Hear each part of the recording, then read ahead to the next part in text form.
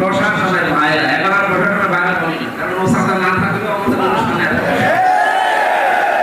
প্রশাসন না থাকলে যদি সমস্যা না হয়। কালকে সিজন কোন জায়গায় মধুখালী ওসি সাহেব দেখে আমার মা বসা, এখন ওনার সামনে যদি আমার না বলি তবে ওদের একটু পরে যদিও ধরার ক্ষমতা এখন আর ওদের নেই, ওরা নিজেরা এখন সমস্যা আছে। আমাকে যাওয়ার সময় বলছিল যে সমস্ত মানুষদের জন্য সমস্যায় আছে, আপনি ওনাদের কথা বলে, এরা আসলে মানুষ না। কয়েকজনের নাম বলে নিজেও বলেছে, এই যে মনিরুল, আমার আসাদুজ্জামান, এই যে কাউন্টার টেররিজমে এই যে আমি মুফতি ফখরুল ইসলাম ভাইয়ের সাথে ছিলাম, আমাদেরকে যে কষ্ট দিয়েছে এই মানুষগুলো, শুধু আমাদের কষ্ট দিলে আমরা মেনে নিতাম, ওরা আল্লাহর খুব ভয়। রিমান্ডের নিয়ে এমনিতে যে অপরাধের জন্য নিয়ে এসেছেন ওই অপরাধের প্রশ্ন করে, ওইগুলোর কোনো কথা বলে না, শুধু আল্লাহ ভুল ধরে, রসুলের ভুল ধরে। তাহলে আমরা যদি কাউকে ভালোবাসি, মান আহাব্বা লিল্লাহি ওয়া আবগাদা লিল্লাহ, কাউকে ভালোবাসলে আমরা আল্লাহর জন্য বাসি, কাউকে ঘৃণা করলে আমরা আল্লাহর জন্য করি। সুতরাং এই জালেম ছাড়া যাদেরকে আমরা আসলে মন থেকে ঘৃণা করি, এটা আমরা ব্যক্তিগত কোনো স্বার্থ না, আল্লাহর জন্য ঘৃণা করি। যাদেরকে আমরা ঘৃণা করছি মানুষগুলোর সাথে একটু পেছনে একটু নজর করে দেখলে দেখবেন আসলে এরা ঘৃণিত, এরা যে ঘৃণিত মাত্র তার এই বাস্তব প্রমাণ দেখতে পাচ্ছে কালামানিককে নিয়ে। মানে সেই নিচের কথা বলতে যে ওর লজ্জা স্থানও দিয়েছে। পৃথিবীর ইতিহাসে এত অপমান আমাকে হয়েছে বলে আমি শুনি।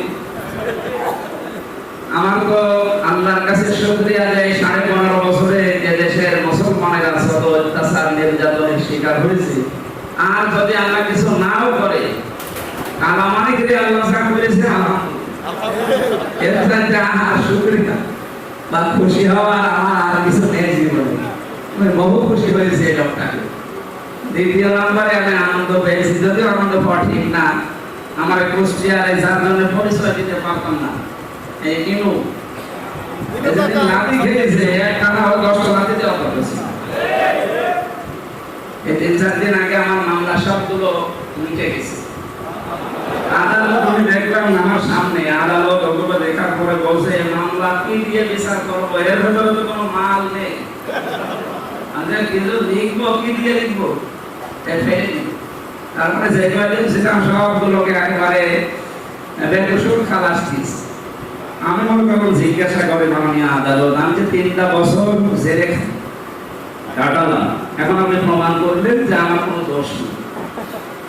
আমার মোবাইল থেকে শুরু করে আমার গ্রামের বাড়ি পর্যন্ত 3.5 বছর তন্ন করে দেখেছেন যে মামলা দিয়েছেন, ওর সাথে কোনো সম্পর্ক আমার নেই, আমি নির্দোষ, বিনা কারণে একটা নির্দোষ মানুষকে কষ্ট দিল। আমার মামলার আয় থেকে শুরু করে উপরের নির্দেশে নাকি এই মামলার নামে হতো না। যারা এর সাথে জড়িত আমরা প্রত্যেককে এইভাবে শাস্তিতে দেখতে চাই। আমি একা না, সারা বাংলাদেশে প্রায় 1 লাখের উপরে মানুষের মধ্যে থাকে, এর ভেতরে আমার মনে হয় 35-40 হাজার মানুষ কিচ্ছু জানে। আমি তো কাশিমপুরে ছিলাম, এখানে তো মাঝে মাঝে দেখলাম অনেকে কিছুই জানে না। এই মানুষগুলো হয়তো 2 বছর, 5 বছর, 7 বছর, 10 বছর করে বের হবে, এদের বেকসুর খালাস দেওয়া হবে কোনো অপরাধ না পেয়ে। এতে 10টা বছর লস করলেন, আপনি নষ্ট করে দিলেন। যারা এর সাথে জড়িত এরকম প্রত্যেককে এইভাবে শাস্তি দেওয়া দরকার। আমরা বেশি চাচ্ছি না, ওই না করতাম যতটুকু করেছেন আমরা অতটুকু চাই, এতটুকু করলেও আপনি বাঁচবেন না। আর যারা বাইরে থেকে এখনো পর্যন্ত উল্টাপাল্টা কথা ছড়াচ্ছে, এই দেশে থেকে যে মানুষগুলো এখনো আশার সঞ্চার পাচ্ছে যে আপনি ঘাবড়াবেন না, আপনি ঘাবড়ালে আমরা নরম হয়ে যায়। মানুষ কি করেছে আপনি জানেন না? বাংলাদেশের 18 কোটি মানুষ যদি মাফ করে দেয় এই জালেমদের, ব্যারিস্টার রহমানের বউ জীবনও মাফ করবে না। আমার আজকের ঘটনা শোনেননি, জীবনও মাফ করবে না। এটা যেহেতু হকগুল্লাহ আপনি নষ্ট করেননি, হকগুল এবাদত নষ্ট করেছেন, সুতরাং যার কাছে যে অপরাধ করেছেন ওনার কাছে মাফ চান, তারপরে আপনি তওবা করেন। আর আমার যতটুকু আমার বাস্তবতায় দেখছি, আমার ছোট মেয়েটা পর্যন্ত আমার জেনে আমার কাছে আসে না, আমার কোন অপরাধে ক্ষতি করে দিলেন। যত মানুষকে এভাবে ক্ষতি করেছেন, আপনি হক কল্যাণ নষ্ট না করে হক এবাদত নষ্ট করার কারণে আপনার দুনিয়া শেষ হয়ে গেছে, আপনার আখিরাত শেষ। কারণ জালেমদের বিরুদ্ধে আল্লাহ নিজে মামলা দেবে। ইন্নামাস সাবিলু আলাল্লাযিনা ইয়াযলিমুনা নাস, অবশ্যই আমি আল্লাহ নিজে মামলা দায়ের করব জালেমদের বিরুদ্ধে যারা মানুষের উপরে জুলুম করে। ওয়ায়াবগুনা ফিল আরদি বিগাইরিল হক, অন্যায়ভাবে দুনিয়াতে যারা বিদ্রোহ তৈরি করে এদের বিরুদ্ধে আল্লাহর মামলা। এই সংখ্যালঘু দিয়ে, প্রধান বিচারপতিকে দিয়ে, আনসারদেরকে দিয়ে, ডাক্তারকে দিয়ে, এখনো শ্রমিকদেরকে লাগাবে শুনছি। আমার মনে হয় ওদের যা চরিত্র, ওরা এই গলত ঘাটের পেশাদের জন্য হতে পারে। যারা ছাত্র জনতা সতর্ক আছে, বাংলাদেশের জনগণ আমাদের আরো সতর্ক থাকা লাগবে। আর কিছুদিন যাক, আজকে রাতের ঘটনা, অনেক নেতা ছোটখাটো যারা, এরা যেহেতু আর কিছু ভাবছে না, ওরা বলছে আমরা এই দলে আর এই দল আমরা পাল্টাবো। শুরু যখন হয়ে গেছে, ওরা একদম না চায় বলুন আপনি লিল্লাহি আফওয়াজা, আমরা চাই দলে দলে মানুষ ইসলামে প্রবেশ করুক। এটা আল্লাহর ঘোষণা ছিল। যে নবী আপনি দেখতে পাবেন দলে দলে পালে পালে তারা ইসলামে প্রবেশ করছে। এই দৃশ্য এখন সামনে আমার মনে হয় আসতেছে। কিছু মুনাফিক এখন আবার মাথা চাড়া দিচ্ছে। এটা যদি রেকর্ড হচ্ছে, আমি সাবধান করছি।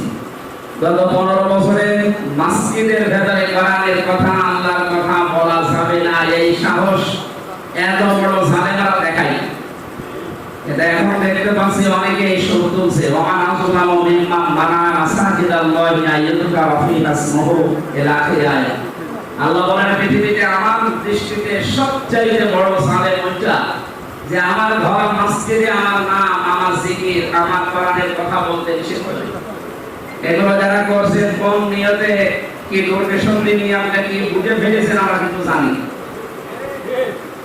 আগস্টের 5 তারিখের আগের জরিপ জানতাম এই দেশে 100 জনের 16 জন মানুষ চায় যে ইসলাম এই দেশে কায়েম হোক। মাত্র 1 মাস 2 দিনের ব্যবধানে এখন 100 ভাগের 40 ভাগ মানুষ চাচ্ছে যে দেশে ইসলাম কায়েম হোক। এটা এই দেশের কিছু ওলামা ইকরাম এবং একামতের দিনের যারা খাদেম আছে, একনিষ্ঠ, এদের ইখলাস, এদের তাওয়াক্কুল দেখে আমার মনে হয় আল্লাহ এদিকে মানুষের দৃষ্টি এবং মন ঘুরিয়ে দিচ্ছে। এটা যদি অব্যাহত কিছুদিন থাকে, জালেমরা তো বুঝেছিল, মুনাফিকরা বুঝে ফেলছে। এই জন্য তারা তাড়াতাড়ি করছে।